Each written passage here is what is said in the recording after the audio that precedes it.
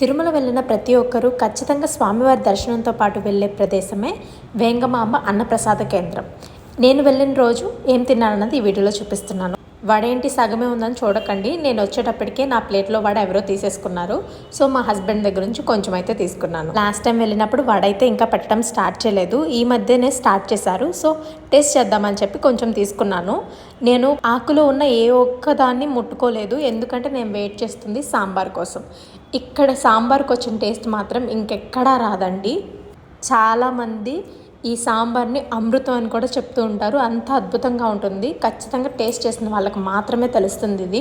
నేను తిరుమల వస్తే మాత్రం ఇక్కడ అన్నం తింటే మాత్రం మిస్ అవును.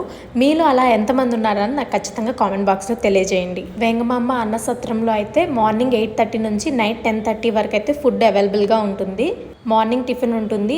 ఓన్లీ ఈవినింగ్ ఒక హాఫ్ అన్ అవర్ మాత్రమే బ్రేక్ ఉంటుందండి. మిగతా అంతా టైం ఇక్కడ కంటిన్యూషన్గా ఫుడ్ అనేది సర్వ్ చేస్తూనే ఉంటారు. ఎవరైనా ట్రై చేయని వాళ్ళు ఉంటే నెక్స్ట్ టైం వచ్చినప్పుడు ఖచ్చితంగా ఇక్కడ అన్నప్రసాదం అయితే స్వీకరించండి. చాలా చాలా బాగుంటుంది. నా సాంబార్ అయితే వచ్చేసింది. నేను అడిగి మరీ రెండోసారి ఇంకొంచెం వేపించుకున్నాను, గమనించారో లేదో, నాకు అంత ఇష్టము. సో నెక్స్ట్ టైం అయితే ఖచ్చితంగా ట్రై చేయండి. Thank you.